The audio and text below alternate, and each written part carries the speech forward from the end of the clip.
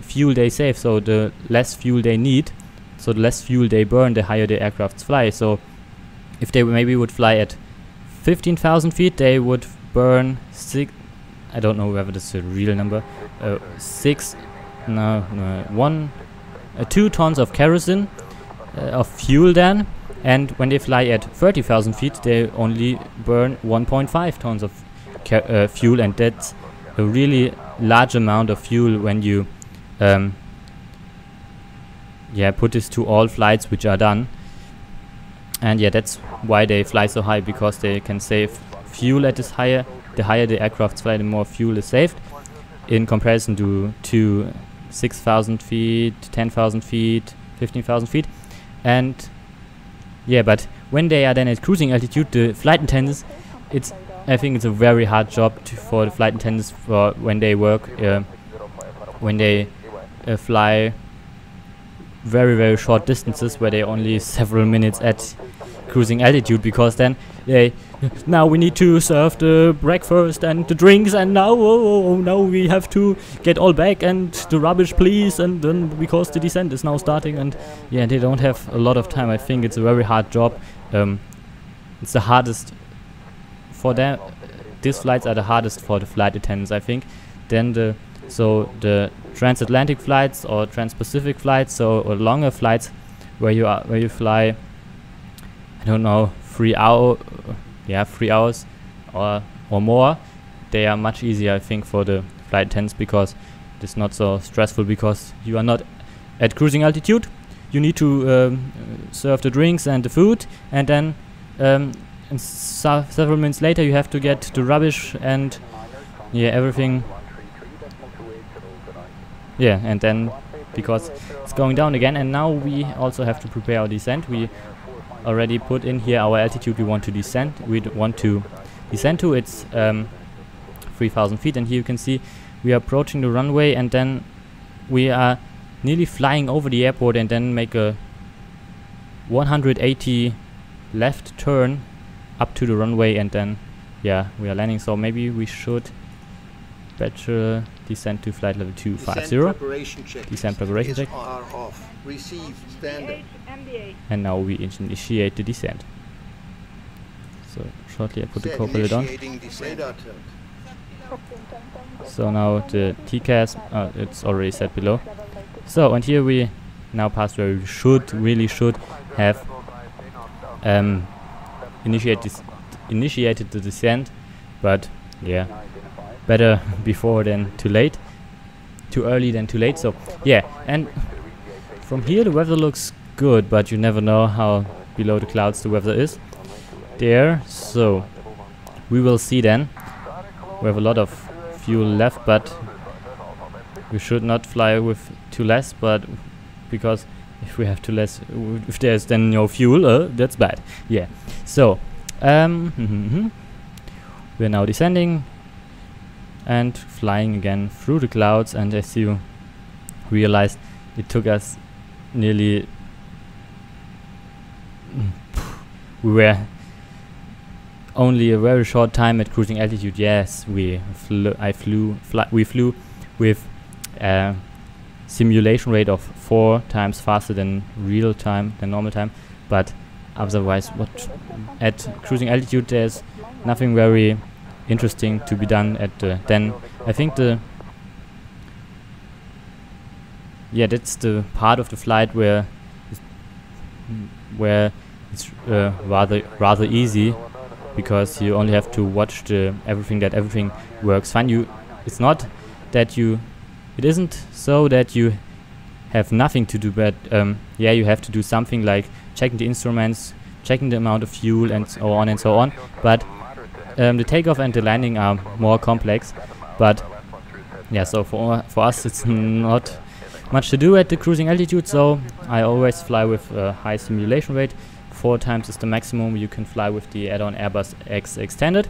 So until now flying again through the clouds, it looks great. I like this. And the clouds, they look so good because of the add-on. The add-on makes really great clouds. The textures and it's great. And here we have great weather below the clouds. Great visibility here at the moment. That's nice. And yeah, oh, there at the back it looks a little bit the visibility gets worse, but we will see. Yeah, the visibility is not so good, I think. We can't look such a long distance here. Now we reduce the simulation rate to 2 times. So lights now on. We passed the 10,000 feet and we can have a look.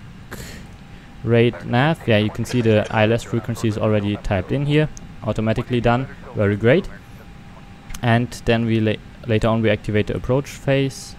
Yeah, that's fine. So we are close to the airport. Yeah, there it is. We turn right, then 40 nautic miles, and then turn left onto the runway. And checked. Stowed. Checked. Checked. Standard.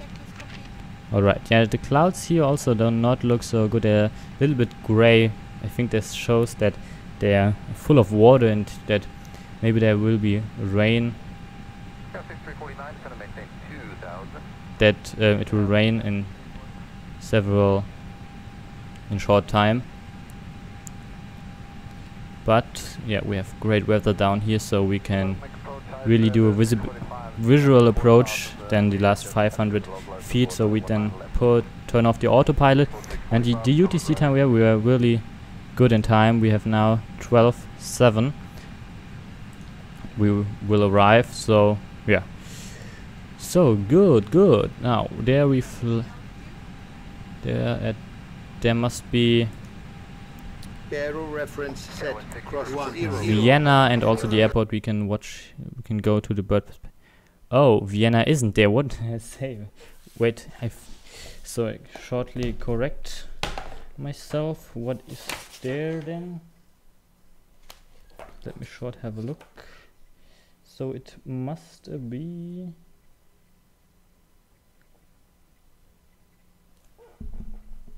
What's wait. Need to get back into cockpit so that nothing badly happens, and do the simulation rate to normal. I hope we are not too low, but I think we can pass the mountains. So this must be Prague. I don't know how it's in English pronounced. Prague, the capital of I don't know, Czech, you know, or yeah, let me have a look. Of Prague, Prague, I don't know how to pronounce it. Yeah. So, and it's not Vienna, we are now at Vienna. So, and the airport must be, there it is. There the airport is. So now we fly, there it is. There you can see the tower. It's a great tower, looks good. Yeah, you know, now we fly straight ahead and then turn left up onto the runway, and here we past the hills, the mountains, at a good altitude. So now we fly very close to the city.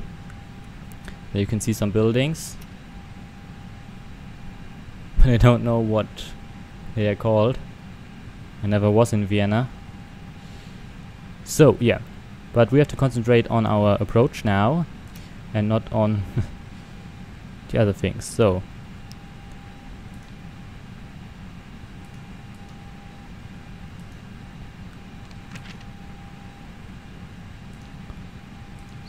I hope in just a few... Oh, we need to reduce the speed now, I would say. I nearly forgot it. To 170 knots. We are very close to the airport and we're very fast, but yeah, it's not too late, I think. Not too late, everything's good. So reduce 170, but I think we can land with something about 130, 120 knots. Activate approach phase, confirm it, and there you can see with 133 knots we can land. So we can put this also. Flight attendants, please prepare for landing. So reduce one. We can now reduce to our landing speed. Yeah, we are really near to land. Flaps 1 now. So flaps 1. So yeah, we fly now close to the airport. Oh, there's also a thunderstorm, but we have a great visibility, so we can yeah, do a nearly visual approach. Yeah. So as I said, the last 500 feet, then we will turn off the autopilot, so no ILS. Then we will then land on our own. So now the gear is coming out. There it is. Great, everything works fine, and I think flaps 3 is now good, and now flaps full. Great. Now, yeah, we're good here on preparing the approach. The aircraft looks so great, and I also like the textures. They are so, yeah, with a very high resolution. Yeah, that's, I think, the correct word. So, gears down. We have to do ground spoilers, yeah. Set. Auto brakes. We do not really need auto brakes today, but we use them, so we use low. Because the runway is 3.6 meters. 3.6 meters, that would be very short. Runway turn off and nose to taxi. Set. Go around altitude. I don't know what to go around altitude is, so we shortly switch on the co-pilot. Set. 5,000 feet. Checked. No blue. So here you can see ILS already. So we are now at our already for several time already at our yeah, landing speed, and here you can see the airport, and here at any of these gates then we will then taxi to. So yeah, and there is the runway where we will land on today. Here you can see it, and it's, yeah, as I said, 3.6 kilometers long, and yeah, we want to turn off anywhere. At here we don't need to turn off so early. That's why I only put on low auto brakes, and I hope I can do a great landing today, so it's very smooth and in the middle of the runway. Yeah, I'm not the best pilot, but yeah, I already flew yeah, it's not my first landing, so to say. Yeah, so I hope I can do a great landing today here at Vienna Airport. So 133 knots is our landing speed. There's the beginning of the runway, and I think we will descend now. No, we can't descend any further. Yes, we can. I think it's better if we do so. Descend to 2,000, because yeah, we are very close to the runway after we then have turned left, so we shouldn't be too high, so that we can capture the glide slope very good. So here you can see the, I don't know what it's in English, what's called in English, but yeah, it's coming up a little bit. That's good. And now we can set the going around altitude, but I don't think we need to do a go around. Oh no, versus, please, no versus, no. Yeah, we are at 2,000 feet. Great. Yeah, look